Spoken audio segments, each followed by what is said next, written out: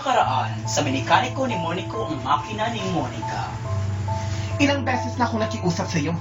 Hanggang ngayon, hindi mo pa rin ako tinatantanan.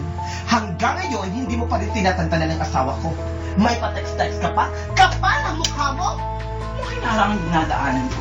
Ikaw yung nag-text sa akin, di ba? Di ba? At sigurado ako, ikaw ang gumagawa ng paraan para makalapit sa asawa ko.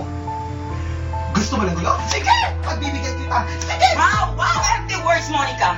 Pwede ba? Hindi ako makipagsindaman sa'yo kaya kung pwede lang, bumalik ka na sa boring mong bahay. Baka hindi mo alam, ha? Boring ka. Kaya nga si Adrian nagkaroon ng excitement sa iba. Teka nga, ba't ka ba nandito? Hindi ko na natatanggap? Na naging akin si Adrian. Akin siya! Akin si Adrian! Akin siya! Oh, yeah. Walang sa'yo, Nicole! Akin lang ang asawa ko! Ako! Kahit kailan, Monica, hindi lang naging sa'yo si Adrian. Kahit pa ikot-ikutin natin ang mundo, alam natin na naging akin din siya. Ikaw na nga rin naniniwala sa sinasabi ko eh. Matter of fact, kung nagawa ka niya lokohin, bakit hindi natagas din sa'yo?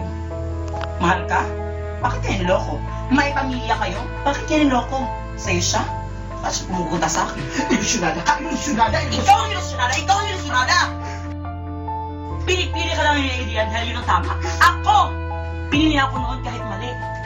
Ang dami niyang pinaglamar at nalikuran para makasama ko. Mas mahal ako ni Adrian kesa sa'yo. Oh, Aray. ilusyonada ka! May kababae ka! Wala kang hiya sa katawan! Chika, sinira mo buhay ko! Wala kang boto! Wala kang kwarta! Maniniwati ka! Chika, wala kang kwarta! Pamilya ka! Pamilya ka! Bibigay ko! Buntis ako! Kay Adrian.